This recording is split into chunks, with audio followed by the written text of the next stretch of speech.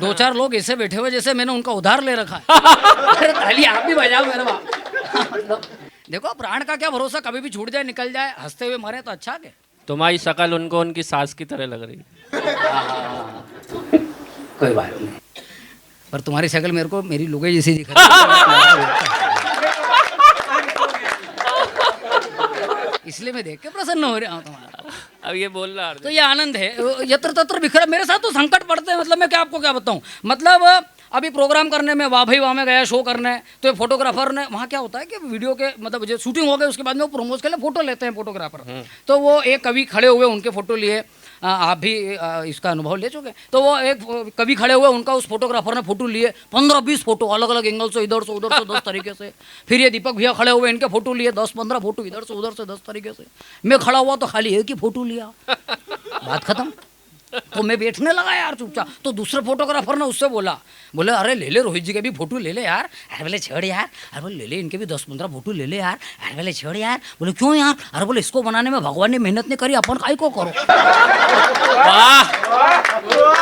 भगवान ने मेहनत नहीं करी। मतलब लोग ऐसे हल्के में लेते हैं। आदरणीय आनंद दादा बैठे हैं, बहुत बढ़िया भाई, वाह। मतलब ब्रह्मांड का सृजन किया ईश्वर ने, तो ब्रह्मांड को ईश्वर को अच्छा लगा कि मैंने ब्रह्मांड बनाया। भगवान ने जब मनुष्य बनाया तो भगवान मुस्कुराया कि मैंने एक अद्भुत कृति बनी, मनुष्य बनाया। लेकिन जब भगवान ने मेरे को बनाया तो भगवान ठहाका लगा के हंसा और बोला मजा आ गया।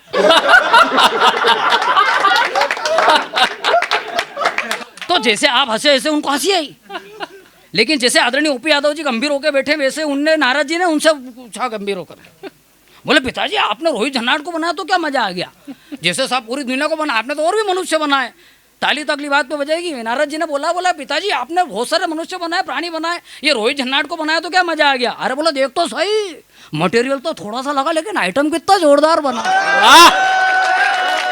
बहुत बढ़िया भाई, वाह वाह वाह वाह वाह वाह वाह वाह, बहुत बढ़िया प्यारे। लेकिन ये अब लेकिन भगवान है उसका, वो कभी कुछ भी कर सकता है। भ्रष्टाचार खाली संसार में थोड़ी, उसके घर में भी है। किसको कैसा बना रहा है, किसको कैसा, मेरे को देखो कैसा बनाया। मतलब किसी नहीं सुंदर तो बनाया पर थोड़ा दे सकता था, लेकिन नहीं दिया उसने। मेरी हिस्से की जो लंबाई थी वो बुंदेला जी को दे दी उसने। ये भगवान आप देखते हैं, ठीक है किसी को मोटा ताजा लंबा बनाया, इसका मैं आपको तर्क दे रहा हूँ। जब महिलाएं, हमारी दीदी वगैरह महिलाएं कुछ बैठी हैं, जब महिलाएं घर में भोजन बनाती हैं, रोटी बेलती हैं, तो रोटी आटा गूंथ लिया, आटा गूंथ करके रोटी बनाई। अब आखिरी में कहीं छोटा सा लोया बच जाता है तो छोटी सी रोटी बना करके रख देती हैं। भगवान ने भी आटा गूंदा बनाया होगा तो सब अपने अपने छोटा सा लोया बच गया तो ये छोटी सी रोटी बना के। लेकिन मेरा ये छोटा सा कद आपको कोई जोक लगता है? मेरा ये छोटा सा कद आपको कोई जोक लगता है? अरे किसी की हंसी उड़ाना तो जमाने का रोग लगता है। और बाकी सारी रोटियां डब्बे में रख दी उस माँ ने। बाकी अब देखना चाहता हूं आपकी तालियां कि बाकी सारी रोटियां डब्बे में रख दी उस माँ ने। उस छोटी सी रोटी का ही गौ माता को भोग लगता है। वाह भैया, छोटी सी रोटी गौ माता को। बहुत सुंदर, बहुत सुंदर, वाह वाह वाह, बहुत सुंदर, वाह वाह वाह वाह। अरे अरे कोई बात नहीं, ये भी आपकी तरफ से ही है। वो अल्पिना दुलाल। हाँ मतलब आपकी भी इच्छा ना मेरी भी है। बहुत बढ़िया। हाँ एक जगह लोग भावुक, वहाँ कोटिल अकेडमी में प्रोग्राम था, तो हम खड़े हुए और मैं सुना रहा और बड़े लोग भावुक हो गए। तो वहाँ एक दो माला पिना रहे, बाकी बच्चे वहाँ फूल फेंक रहे हैं मेरे ऊपर। ही मैंने कहा फूल फेंक रहे हो तो ठीक है, राम नाम सत्य मत बोल दो, सिक्के फूल उछाल दो तुम। मतलब इंदौरी लोग हैं, भरोसा थोड़ी है इन लोगों का। इंदौरी आदमी यूं भी अपने मस्ती में रहता है कि। तो मैं वो डोकरी वाली बात आपने बोली तो मैं सुना देता हूँ। तो मैं आपको बताऊं कि मैं जैसे भाई कई बहुत सारे लोग प्रेम करते हैं, तो वो लोग बुलाते हैं कि यार भाई हमारे यहाँ प्रोग्राम है तो आप थोड़ा संचालन कर लेंगे क्या? मैंने कहा ठीक है। तो एक अग्रवाल साहब के परिवार में कार्यक्रम था, नाम नहीं लेना था पर तो उनका कार्यक्रम था। तो ये भी पीड़ा है, क्या करो। वो अपने यहाँ के अग्रवाल है। हाँ वो मथुरा वाले नहीं थे, वो इंदौर वाले ही थे। वो और वो ऐसे ही अग्रवाल लिखते, आपके समाज के भी नहीं थे, वो ऐसे लिखते थे। बात खत्म। हाँ नहीं तो आपको समाज से बात आ जाए। आजकल शौक में लिखते हैं, वो तो शौक में लिखते हैं। तो अब ये आजकल चल रहा है, समाज का चल रहा है, फलाना ढिमका बहुत माथा बड़ी चल रही। मैं ये कार्यक्रम हुआ तो मैंने इसको सुबह सुबह फोन लगाया 6 बजे। अब ये टेंशन में हिमांशु भाई बोलो क्या हो गया, क्योंकि आदमी संयोजक का टेंशन रहता है कि यार कोई कवि समय पे पहुंच जाए। 6 बजे फोन लगा रहे, मतलब कोई ऐसा तो नहीं कि कहीं जा रहा हो कि दुर्घटना मना कर रहा हो, तो ये गया कभी। तो बोलो क्या हो गया रोहित भाई? अरे मैंने कहा तुम्हारा कार्यक्रम बढ़िया प्रमोशन कर रहा हूँ। मैंने कहा तुम्हारा कार्यक्रम की जानकारी अखिलेश यादव को तो नहीं हो रही है? अरे बोले क्यों अखिलेश यादव को? मैंने कहा वो कार्यक्रम हुआ देगा, बवाल मचाएगा, आंदोलन। बोले क्यों? अरे मैंने कहा तुम्हारा कार्यक्रम का पोस्टर देखो, रामायण, वेद, शिखा, वाह दीपक, क्या व्यंग है पंडित। मैंने कहा माथे आ जाएगा। बोले तो सवर्णों का कार्यक्रम हो रहा है, बढ़िया व्यंग है, वाह वाह वाह। दलितों को अछूत रखा गया। क्या है दलित ने फलित ने? हम तो ये कह रहे हैं वसुधैव कुटुंबकम हम लेकर के चलने वाले हैं। हमारा शास्त्र कह रहा है कि जो किसी को ऐसा मानता है कि ये छोटा है, ये मेरा है, ये पराया है, ये मेरा बंधु है, ऐसी गणना करने वाला क्षुद्र मानसिकता का आदमी होता है। क्या बात। लेकिन सकल ब्रह्मांड को अपना परिवार मानने वाला, वसुदेव कुटुंबकम की भाषा को रखने वाला, बहुत वो बढ़िया सनातन भाई, धर्मावलंबी वाह वाह वाह वाह वाह। आदर को जीने वाला है। लेकिन लोग लगे हुए हैं अनशन लोग। अच्छा इनके कारण जो ऊंचे वाले लोग हैं टीम के, पार्टी के, वो भी परेशान है। वो इतनी बढ़िया सर्जिकल स्ट्राइक हुई, सबको मार मुरा दिया मोदी जी ने, जब पायलटों को भेजा, और इतनी बढ़िया सर्जिकल स्ट्राइक अभी ताज़ा हुई। उसके बाद में वो हमारे यहाँ एमपी के एक व्यक्ति ने कह दिया, नेताजी ने, क्या अरे बोले वो तो सोफिया उनकी बहन थी तो इसलिए हमने सोफिया को भेजा। अब वो वहाँ फंस गया। अब बताओ आतंकवादी वाली बात कह दी, मोदी जी को टेंशन। अरे बोले मैं तो जैसे तैसे तो बहाना बना रहा हूँ, उन्हें बिगाड़ रहा। बोले मतलब उनकी मानसिकता, मोदी जी इतना टेंशन में, मतलब मोदी जी की मानसिकता ठीक उस आदमी की जैसे हो गई जिसका घर में ब्याह हो, जिसके खुद के घर में ब्याह हो, खुद की औलाद दारू पी करके नशे कर रही तमाशा। मतलब ये क्योंकि उनको लग रहा है कि मैं जैसे तैसे तो सेट कर रहा मामला ने, मेरे वाले बिगाड़ रहे हैं। नितिन गडकरी जी टेंशन में, 3 महीने पहले उनको टेंशन, उन्हें नितिन गडकरी जी ने हाईवे वालों को फोन लगाया, 8 लेन बनाने वालों को, कंपनी वालों को, बोला कि सुनो रे, भले ही वो चोरी करो सड़क 2 फीट और, लेकिन ये कैमरा लगाना बंद करो। अरे वाह वाह वाह वाह वाह वाह वाह वाह वाह वाह वाह वाह, बहुत बढ़िया। कैमरा बंद करो, फुकड़ माथा उड़ी उड़ी मेरे वाले लेकिन ताली तो आपकी अगली बात पे बजेगी। मैंने उनको फोन लगाया नेताजी को, मैंने कहा अरे यार क्या कर रहे हो, ये फुकड़ के माथा उड़ी, अच्छा लगता है कि यार हाईवे पर। अरे भले यार रोहित जी, पिछली बार तो मंदसौर में कवि सम्मेलन हुआ, तुमने तो मंच से बोला वसुदेव कुटुंबकम सारी पृथ्वी अपनी, तो मेरे सारी पृथ्वी अपनी, सारे संसारी अपना, तो कहीं भी कुछ भी कर सकते हैं यार, सकल भूमि गोपाल की। तो ये उनकी मानसिकता, वो आनंद ले रहे हैं, वो ठीक है। भगवान ने हर प्रकार के मनुष्य बना, कोई बात नहीं, तनाव लेने की जरूरत नहीं है। उस आदमी को भी एंजॉय करना तो आप भी करो, लेकिन मर्यादा में होना चाहिए। मर्यादा में होना चाहिए हर चीज, क्योंकि हम इस भारतीय संस्कृति को लेकर के चलने वाले लोग हैं। ये व्यंग्य उस बात पर है कि भाई आपका एक छोटा सा कर्म भी आने वाली पीढ़ी को कितना दूषित कर सकता है। नहीं तो बात ये हो रही थी डोकर वाली बात, वो करके मैं अपने प्राण छोड़ दूंगा, चिंता मत करो आप, क्योंकि आपको टेंशन बोले अच्छा इनको टेंशन क्या, हमको बाकी को भी पढ़ना है, ये तो खींचे ही जा रहा है। मैं ऐसा आदमी नहीं हूँ, मैं वो कवि नहीं हूँ, लोकतांत्रिक कवि हूँ। किसी की सुनने की इच्छा हो तो सुनो, नहीं तो नहीं सुनो, क्योंकि आपने वो भद्दा सा चुटकुला सुना होगा, फिर भी मैं सुना रहा हूँ क्योंकि ये जमेगा, ये बढ़िया है। के सुना, नहीं तो लोग कम से कम आपको चुटकुले बात तो नहीं बोले।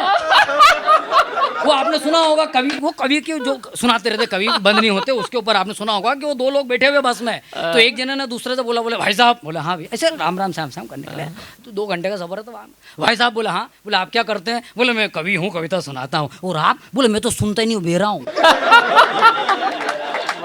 तो आदमी पहले ही प्राण छोड़ के भागता है, बोले अरे तो सुनाना चालू करेगा, तो मेरे ऐसा नहीं हो। तो एक भाई ने मेरे को आदेश करा, तो मैं सुनाता हूँ आपको। तो मैं वहाँ जो थे महोदय, उनके यहाँ पे कार्यक्रम करने का, तो वो उनके जो आदरणीय पिताजी हैं, अभी भी हैं, और जो माताजी, उनके एनिवर्सरी थी 75th 75वीं वर्षगांठ। अब 75वीं वर्षगांठ तो सोच लो आप, उन डोकरा डोकरी की क्या उम्र रही होगी। तो मैं वहाँ था, तो संचालन जब कर रहा था, तो उन्होंने बोला कि, तो वो बाबूजी का दिमाग चैतन्य हुआ, जो बाबूजी थे डोकरावा, उन्होंने बोला कि हम 2 जने एक दूसरे के लिए गीत गाएंगे। तो मैंने कहा ठीक है साहब आओ। तो वो बाबूजी खड़े हुए, अब उन्होंने अपनी पत्नी के लिए गाना गाया। किस प्रकार से गाया वो उसका आनंद लो। ये चांद सजो चेहरा, ये चांद सजो चेहरा, जुल्फों का रंग सुनहरा, ये झील से नीली आंखें, कोई राज है इनमें गहरा, तारीफ करो क्या वो सके। अब ये तो उन्होंने गाया। अब जब उनकी पत्नी खड़ी हुई, ये कवि सम्मेलन में नहीं करता, इसने उंगली करी तो, नहीं तो आप मथुरा तरफ बुलाओगे नहीं मेरे को। तो वो जो महिला खड़ी हुई, उन्होंने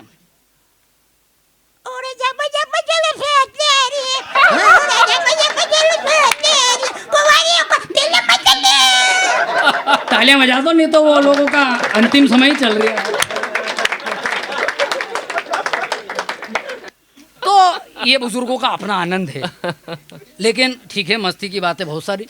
मेरा मन ये कहता है कि भाई बाहर आए बिना कभी कोयल नहीं गाती। क्या गजब की पंक्तियां एक कवि ने लिखी, मेरी नहीं हो। बाहर आए बिना कभी कोयल नहीं गाती, अग्नि बिना कभी बाती जल नहीं पाती, और माना कि जवानी तन मन को जोश देती है, माना कि जवानी तन मन को जोश देती है, मगर बुजुर्गों के आशीष बिना मुसीबत टल नहीं पाती, मुसीबत टल नहीं पाती।